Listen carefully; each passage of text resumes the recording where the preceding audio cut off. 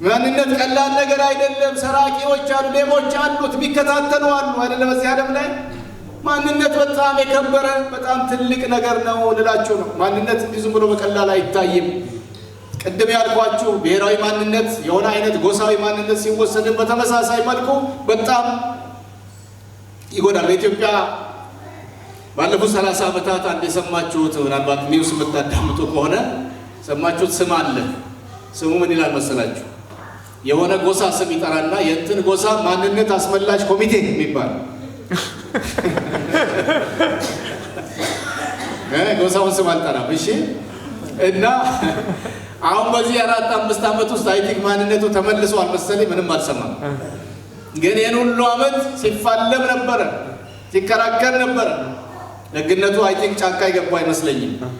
ግን ማንነት ይወሰዳልና ተወስዶብናል በሚል እሳቤ የተወሰደውን ማንነት ለማስመለስ የተቋቋመ ድርጅት ነበር ማለት ነው።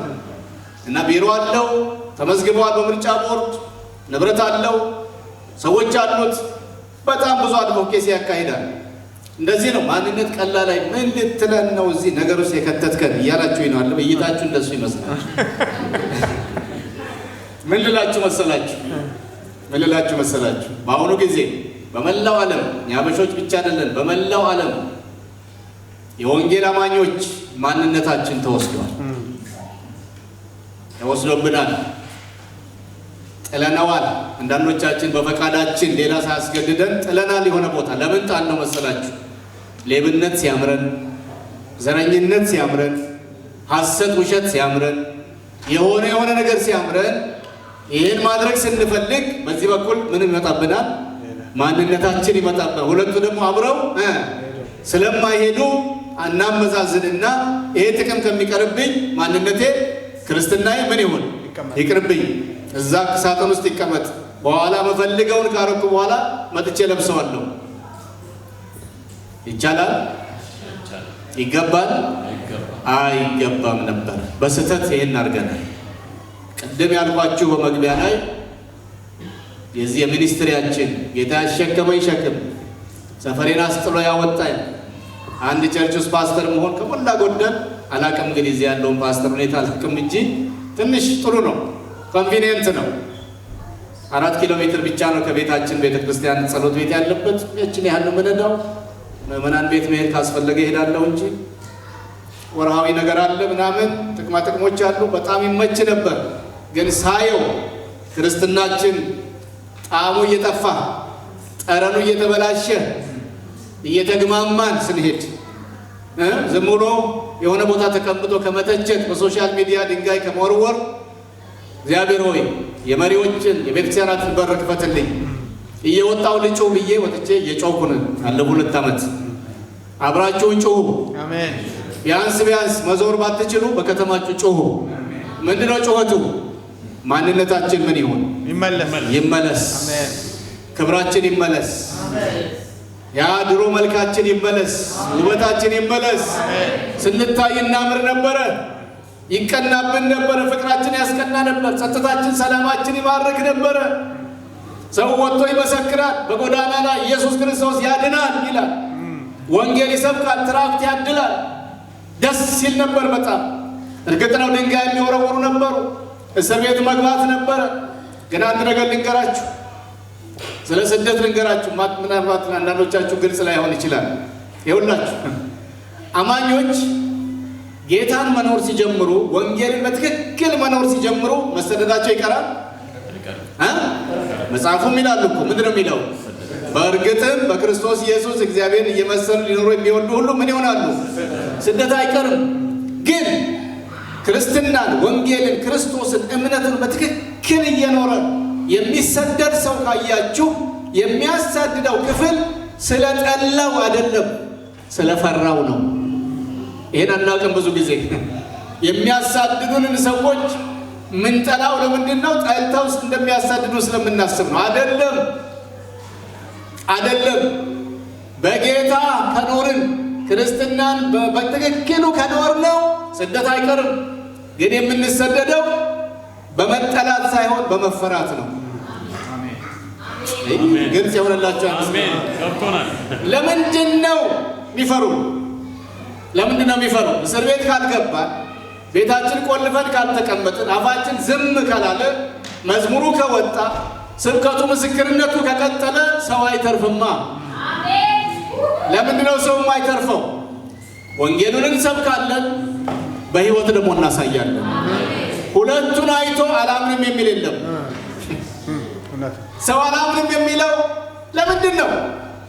ይሄን እንናገራለን፣ ይሄኛው ግን ያፈርሰዋል፣ ኑሮ ያፈርሰዋል፣ ይንደዋል። በዚህ ክርስቶስን እንገልጠዋለን፣ በኑሯችን ግን ደግሞ እንሸፍነዋለን። ስለዚህ ሰዎች ኮንፉዝ ይሆናል፣ አይመጡም፣ አያምኑም። ካላመኑ ደግሞ አይድኑም። ዛሬ ከዓመት ዓመት የትም ሂዱ፣ በተለይ በዲያስፖራው ከዓመት ዓመት አንድ ሰው አምኖ አይጨመርም። አንድ ሰው ሲጠመቅ አይታይም። ለምን መሰላችሁ? ላለፈው 30 ዓመት በአሜሪካ፣ በካናዳ፣ በዩሮፕ፣ በአፍሪካ፣ በኤዥያ የሀበሻ አማኞች በደረስንበት ዓለም ሁሉ ዓለም የሚያውቀን በመባላት ነው፣ በመናከስ ነው፣ በመከፋፈል ነው፣ በመሰዳደብ ነው፣ በምክንያትም አለ ምክንያትም በመጠላላት ነው፣ በመተማማት ነው። የውስጥ ገበና ችግራችንን ዓለም ሄደን ካፌ ቤት፣ ድግስ ቦታ፣ ለቅሶ ቤት፣ ሰርግ ቤት ሁሉ እናወራለን። ይህን የሰማ ዓለም ምን ፍለጋ ይመጣል? ምን ፍለጋ ይመጣል? መልሱልኝ። ምን ፍለጋ ይመጣል? ምን ጎሎት? ሀሜቱ እዛም አለ እዚህም አለ። ሌላው ነገር ሁሉ እዛም አለ እዚህም አለ። እሳት ካየው ምን ለየው? እነሱም ከኛ አይሻሉም፣ ምንም የሚሻሉበት ነገር የለም። ስለዚህ ያለሁበት ይሻላል እንዲያውም የሚሉ ብዙ ናቸው፣ ብዙ ናቸው። አንድ ጊዜ ወደ አንድ ስቴት የኮንፈረንስ ተጠርቼ እየሄድኩ ነበረና ዲሌይ ተፈጠረና የፍላይት ዲሌይ ለፓስተሩ ደወልኩለት። ከ2 ሰዓት በላይ ዲሌይ አጋጥሞኛል፣ ምን ይሻላል አልኩት። አይትስ ኦኬ ለፕሮግራሙ ትደርሳለህ፣ ግን እኔ ልቀበል አልችልም ኤርፖርት እና የምታደርገው ምንድን ነው? ልክ ከተርሚናሉ ስትወጣ ታክሲዎች ማአት ታክሲዎች አሉ፣ አበሻ ይበዛል። ሁሉም ደግሞ የእኛን ቤተክርስቲያን አድራሻ ያውቃል። ስለዚህ ዝም ብለህ አንዱ አበሻ ታክሲ ውስጥ መግባት ነው አለኝ። አልኩና ተሳፍሬ እንዳለኝም ገና ተርሚናል ተከፍቶ ስንስል እውነትም የአበሻ ታክሲ ተደርድሯል እንደ ጉድ። ከዛ ሄጄ አንዱን እንትን ቤተክርስቲያን ስለው ናግባ አለኝ። የት ነው ምንድን ነው ምናምን ሳይለኝ ያውቃቸዋል። ከዛ ትንሽ ጉዞ እንደጀመረ እንዴ አሁን እዛ ሄጄ መድረክ ላይ እንዳንበሳ ልፎክር ነው አይደለም? ለዚህ ሰው እንደው ምንም ወንጌል ሳልነግረው አልኩና በቃ ጀመርኩ ወሬ። አንተ ሰውዬ አባል ነህ እንደዛ እነሱ ጋር? አይደለሁም። የት ነው አባልነትህ? የትም አይደለሁም ማለት እንዴ? ምን ነው እንዴት የትም? እንደው እንደ ኦርቶዶክስ ቤተክርስቲያን የለም አለ፣ ግን እነሱም ጋር አይደለሁም ማለት እንዴት ያንዱ አትሆንም አልኩት። አልሆንም ማለት ምን ነው አልኩት። እንኳን ለኔ ለራሳቸው አይሆንም፣ ለራሳቸው አልሆኑም ማለት እኔ ምን ፍለጋ ነው የሚሄደው? በእውነት ቃል በቃል እንደዚህ ለራሳቸው አልሆኑም፣ ምን ፍለጋ ነው የሚሄደው አለ። ምን ነው ምንድን ነው አልኩት። ከዛ በኋላ የከተማውን ጉድ ዘረዘረልኝ። እስቲ ይታያችሁ ለዚህ ሰውዬ አሁን ክርስቶስን ወንጌልን ምን አድርጌ ብነግረው በምን ብቀባለት ነው የሚጣፍጠው? እየሰማችሁኝ ነው? በምን ብቀባለት? ማር ባረግ ነው? ማርመላት ባረግ ነው? ምን ባረግ ይሄ ወንጌል ይጣፍጠዋል። ስለዚህ ያለኝ ግን ዝም ተባብለን ወስዶ አደረሰኝ። ግን ከመጨረሳችን በፊት አንድ ነው እኔ የምለው፣ አንተ ምን እንትን እዛ ቄስ ነህ አለ። አዎ አገልጋይ ነኝ። ግን አንድ ጥያቄ ልጠይቅ፣ ምንድን ነው የሚያባላችሁ? እግዚኦ ማረን። አሜን። በእውነት ይማረን አይደለም? አስረዳው ሞከርኩ፣ ምንም ቅም አላለውም። ልብ ውስጥ ሊገባ አልቻለም። አስረዳው ሞከርኩ። አይ ሰይጣን ነው ለዚህ ነው ሁሉም እኮ አልገባውም፣ ብዙ ነገር አለ። ሊገባው ሊቀበል አልፈለገም። እንደዚህ አይነቱን ሰው ወንጌል ክርስቶስ ብትሉት ይቀበላል? ስለማይቀበል በዲያስፖራው ዓለም አዲስ አማኝ አይታይም፣ ተጠማቂ አይታይም። ያለነው አንዴ እዚህ እንሰበሰባለን፣ እንበተናለን፣ ወተን እዛ እንሰበሰባለን፣ እንበተናለን። ይሄ ታሪካችን ይቀየራል። አሜን። ይቀየር። አዲስ ዘመን አዲስ ሲዝን ይመጣል። አሜን ማለት ግን እኛ ስንሰራ ነው። አንዳንድ ቁርሾ ካለ፣ አንዳንድ ቅሬታ ካለ፣ አንዳንድ ቂም ካለ ዝም ተነጋገር። ከወንድም ጋር በሚስጥር በጓዳ ከእህት ጋር ተነጋገሪ። ይቅር በል፣ ይቅር በይ፣ ይቅርታ ጠይቅ፣ ይቅርታ ጠይቂ፣ እንጠያየቅ፣ እንዋደድ፣ እንፋቀር፣ እንቻቻል፣ እንሸካከም፣ እንተማማ፣ እንገፋፋ። በዚህ በምድር ላይ ርስት ልንካፈል አይደለም የመጣ ነው። በቃ ይሄ ቤት ሰበሰበን፣ ጌታን ቃል እንሰማለን፣ እንጸልያለን፣ እንዘምራለን። ማታ ቤት የለንም አለን። ወደ ቤታችን እንሄዳለን። አለቅ የሚከፈለን የለ ከዚህ ቦታ የሚቀዳልን የሚቆረስልን የለም አይደል? አይደለም ወይ? የምንሰበሰበው ለመልካም ስራ ለመነቃቃት ነው፣ ለወንጌል። በቃ አንዳችን ሌላችን በቃ ጸልየን ተማክረን ቃል ሰምተን ታንጸን ታጥቀን ወጥተን ወንጌልን ለመመስከር እንጂ ሌላ የምንካፈለው ስለሌለን ከዚህ በኋላ አንጣላም፣ አንከፋፈልም። አሜን ነው ወይ? የሆነ ነገር ያለው በልቡ ካለ ዛሬ ያፈሰዋል። መጨረሻ ላይ ስንጸልይ ይደፋል፣ አተናው ይደፋል። አሜን በሉ። አለ ድንገት አይታወቅም እንዴ? አይታወቅም እንዴ? እኛና ቂም እኛና የሆነ ነገር እንዴት እንለያያለን? አንለያይም። ምንም ብንሆን ከኛ በቃ የሆነ ሰው ቀየማለሁ የሚል ሰው አይጠፋም፣ አይጠፋም። ቅያሜ ያለኝ የሚል አይጠፋም። እንደምታውቁት እኛ አበሻ ማህበረሰብ ከበሽታዎች ሁሉ የሚያጠቃን የጨጓራ በሽታ ነው። ጨጓራ በሽታ የሚያጠቃን ለምንድን ነው? በሁለት ምክንያት ነው። አንዱ በቂም ነው፣ ሌላው በቅመም ነው። ምን በላው ምግብ ሰው በልቶ በህይወት የሚኖረው አይደለም። ጸጋ አብዝቶልን ነው ይህን በርበሬ በልተን በሰላም ምንተኛው። እሱም ደግሞ ከዘይት ከቅቤ ጋር ቀላቅለን ምንጨምረውን የቅመም መዓት ህይወት እዛ ውስጥ ሰው በልቶ በህይወት አይኖርም። የእኛ ግን ቻይ ነው ጨጓራችን። መታመሙ አይደንቅም። በእውነት ነው የምነግራችሁ።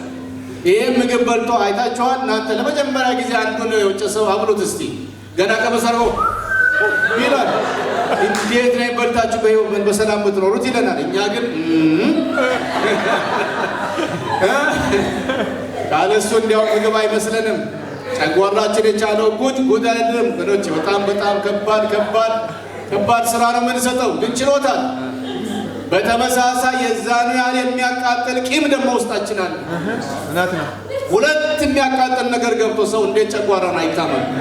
እግዚአብሔር በምህረቱ ነው የሚያኖረን በህይወት። በእውነት ዛሬ በጌታ በኢየሱስ ይደፋል፣ ይደፋል። እኛ የቂም ጎተራ አንሆንም። የፍቅር አምላክ እየተከተልን የፍቅር ወንጌል እየሰማን የፍቅር መዝሙር እየዘመርን የቂም ጎተራ አንሆንም።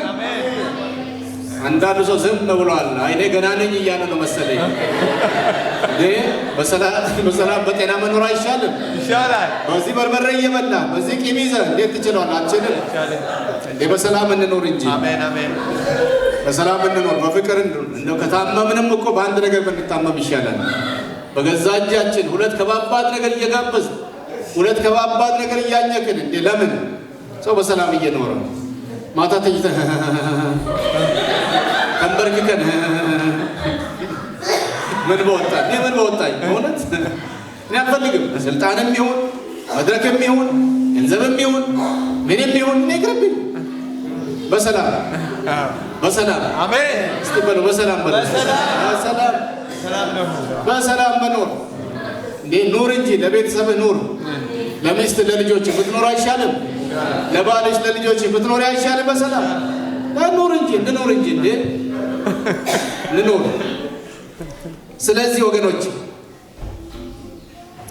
ማንነታችን በጣም ትልቅ ነው። እኛ የከበርን ሰዎች ነን። ትልቅ ህዝብ ነን። ምን አሳነሰን? እንደዚህ ምን አሳነሰን? በሚያሳዝን ሁኔታ የአስተምህሮ ትምህርት በመካከላችን በጣም እየተስፋፋ ነው። የጸጋ ስጦታዎች አጠቃቀም ችግር አለ። ጸጋ ስጦታ አለን ብለን መድረክ ላይ የምንወጣም ደግሞ የጸጋ ስጦታዎቻችን ሸቀጥ ሆኗል፣ እንሸጣቸዋለን። ገንዘብ መሰብሰቢያ ሆኗል። አንድ ትንቢት ተናግረን ገንዘብ አምጡ ነው። አንድ መገለጥ ተናግረን አምጡ ነው። እጅ ጭነን ጸልየን አምጪ ነው እና መነገጃ ሆኗል። መንፈስ ቅዱስ ስራ በመካከላችን በጣም በትልቅ ችግር ውስጥ ያለ ነው።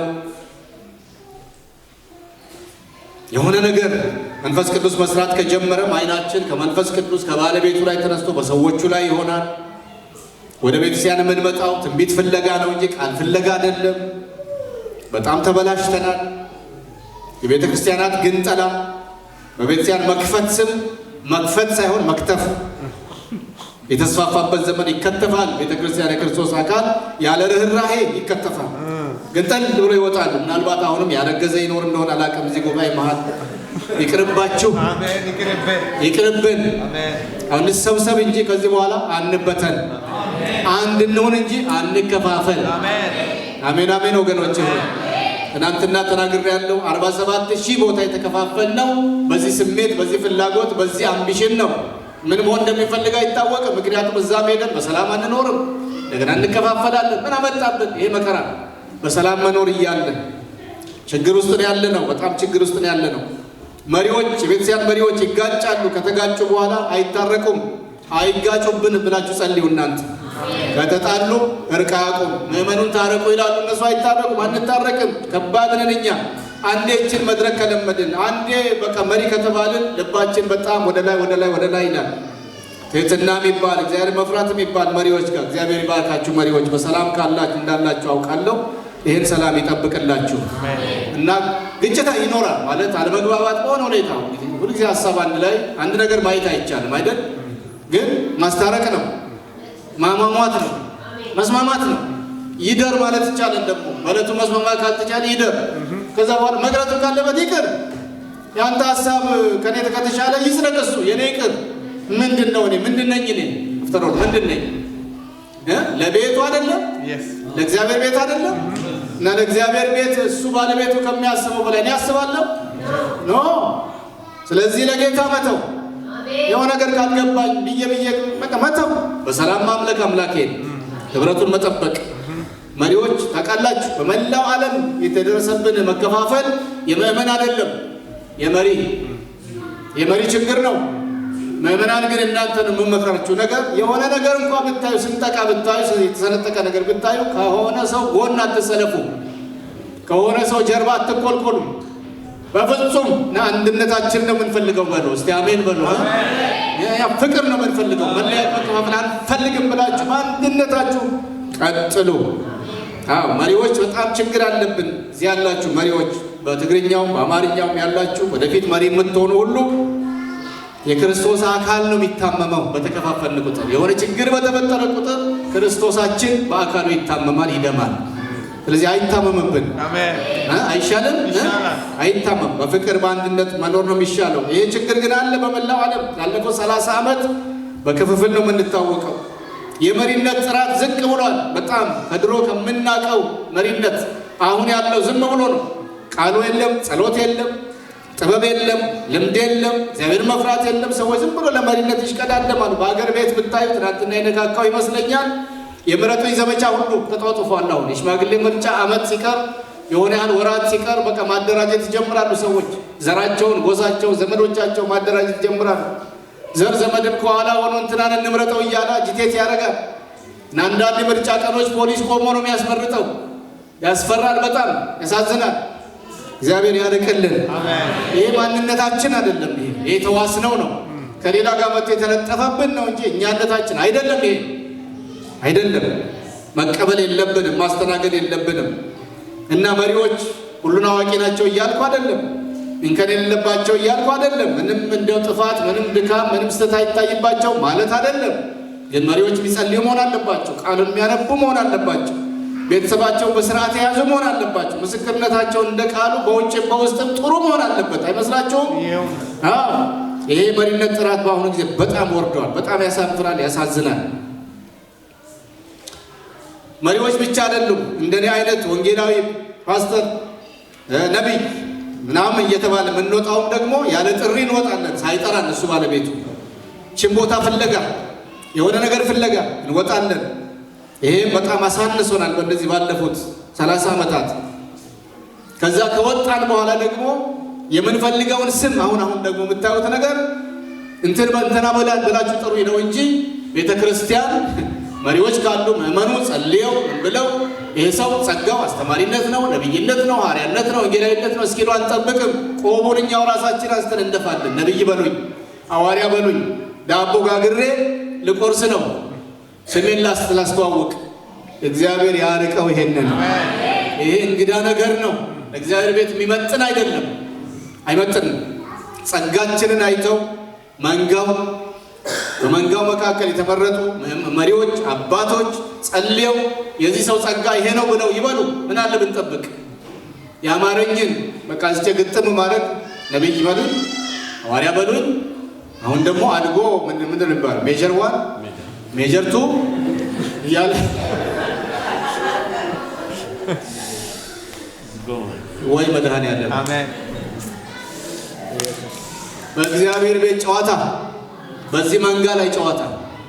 ዞሮ ዞሮ እኮ በዚህ መንጋ ላይ ቀልዱ በዚህ መንጋ ላይ አይገባም።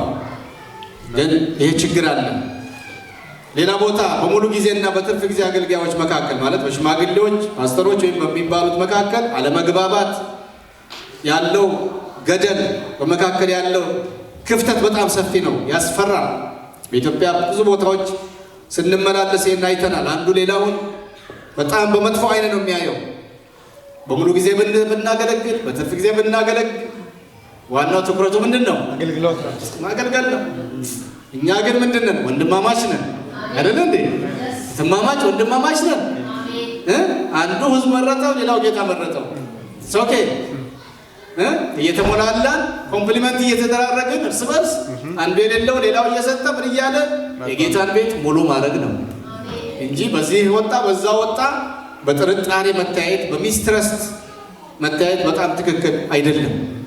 በአሁኑ ጊዜ በቤተ እምነቶችና በትውልዶች መካከል ከፍተኛ ክፍተት ይታያል።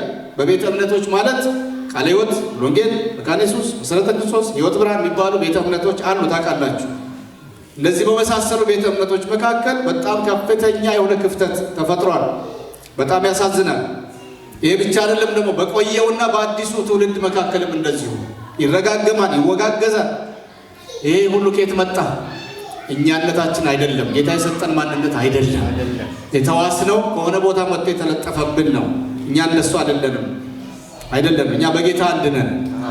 አባቶችን ከፊት እናቶችን ከፊት እያስቀደምን አዲስ ትውልድ ወጣት ደግሞ ከኋላ እየተከተለ እየተማረ አይደል እንዴ? አዎ፣ ከፊት የቀደሙትም ደግሞ ከኋላ የሚነሳውን ጄኔሬሽን ማሳደግ፣ ነርቸር ማድረግ፣ መኮትኮት፣ ኮች ማድረግ ያስፈልጋቸዋል። ሁለቱም ትውልድ ሶስትም ትውልድ ይሁን የራሱ ጉዳይ አንድ ላይ ተያይዞ ተቀባብሎ መሄድ ነው ያለበት። ይሄ ጠፍቷል። በጣም ያሳዝናል። መንፈሳዊ ስልጣን ራስን ማስከበሪያ ሆኗል። በብዙ ቦታ ውጭ ሀገር ቪዛ ማግኛ የተለያየ ጥቅማ ጥቅሞች ትኩረት ተደርጎ ነው ቅድም ያልኳቸው ለመሪነት ያለው ቅድምድም ራስን ማስከበሪያ። በሌላ በኩል ደግሞ ምእመናን የምንባለው ደግሞ መንፈሳዊ ስልጣንን መናቅ፣ መሪዎችን መናቅ በጣም ብዙ ቦታ የሚያሳፍር የሚያሳዝን ነገር ሆኗል። አልሆነም? ትግርኛው ብዙ አውቃለሁ በየከተማው፣ በአማርኛው በጣም ብዙ አውቃለሁ በየከተማው። ፓስተር ይባልና ከሆነ ሀገር ይመጣና በቃ ይሾምና ልብስ አዲስ ለብስና መኪና ይገዛለትና ሶፋ ይገባለትና ገና ሀገሩን ሳይለማመድ በ6 ወር ጠፋ ከዚህ። ይገርማል በጣም በእውነት። ሽማግሌ የሚባለው ራሳችንን በወረቀት ሊሾምና ከትንሽ በኋላ አናቃችሁም እነማን ናችሁ ምንለው መልሰን እኛው ነን። ስፒሪቹዋል ኦቶሪቲ በቂ መገለጽና መረዳት የለንም። መንፈሳዊ ስልጣን አናውቅም። በመሰረቱ ስለ ስልጣን ያለን አመለካከት በፖለቲካውም ችግር አለብን። እኛ ታውቃላችሁ፣ የአፍሪካውያን አናውቀው። እዚህ ሀገር ታውቃላችሁ ኦቶሪቲ እንዴት እንደሚከበር። አንድ ጊዜ ሰው ከወጣ ከተሰየመ በጣም ትልቅ ጥፋት መገኘት አለበት ያን ሰው ለማነቃነቅ አይደለም ወይ?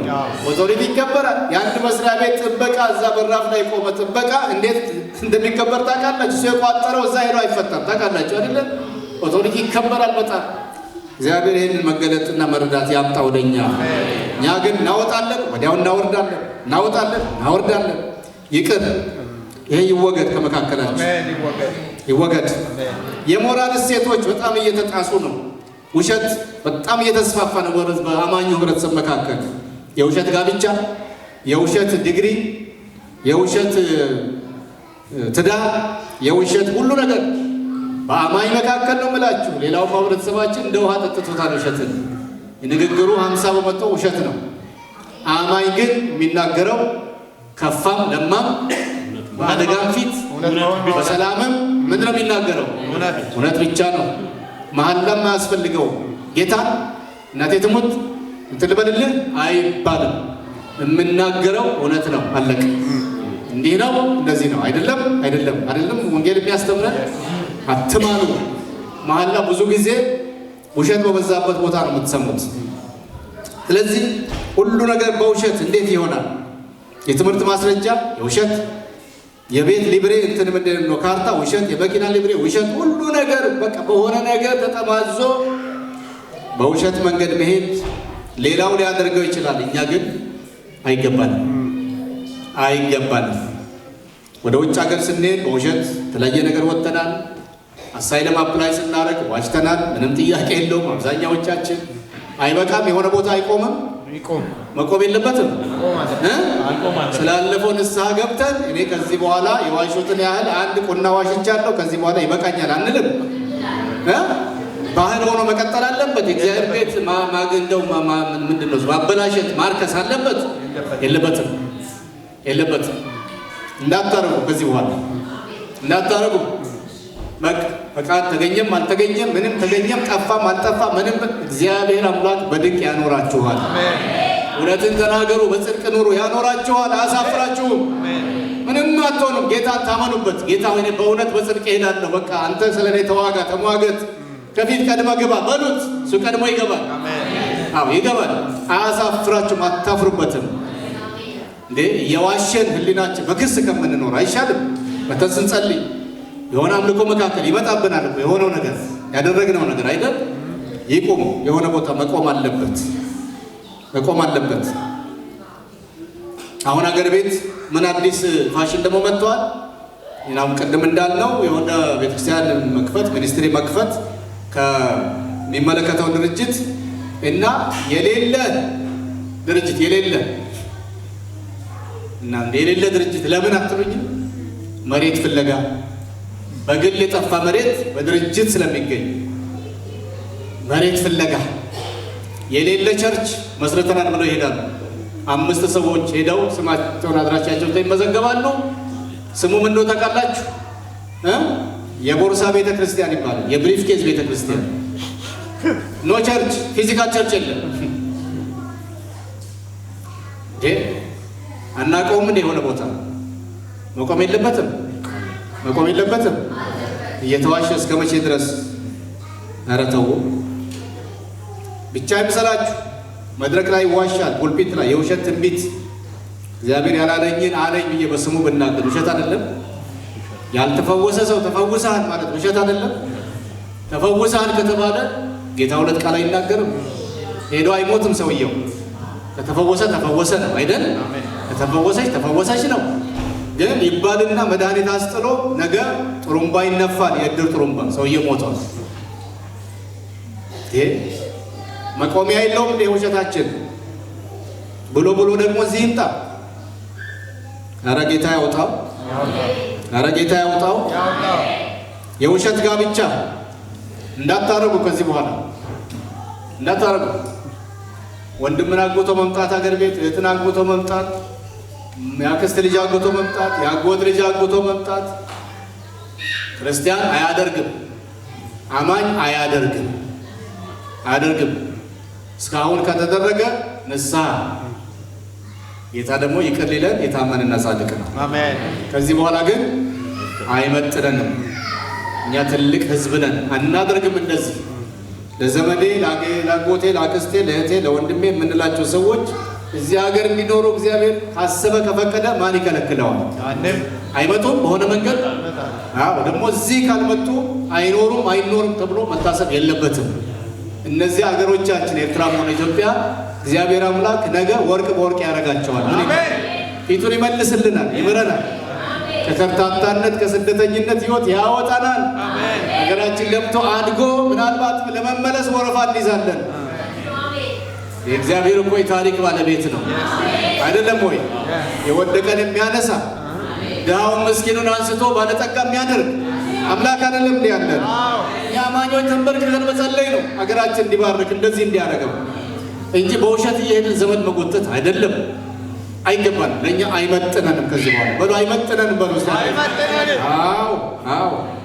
አይመጥንም። የውሸት ጋብቻ አይመጥነንም። የውሸት ማንኛውም ነገር አይመጥነንም። መውረድ ነው ወደ መንደር። በጋብቻ ዙሪያ የሚስተዋል ችግር፣ የፍቺ ጣጣ። አሁን በአማኞች መካከል ፍቺ እየደመቀ ነው። ድሮ በጣም ነውር ነበር። አማኞች ወንጌል አማኞች በተለይ ሰፈራቸው አይደርስም። አሁን ግን በጣም እንደቀላል እየተቆጠረ ነው። ችግር ይኖራል፣ አለመግባባት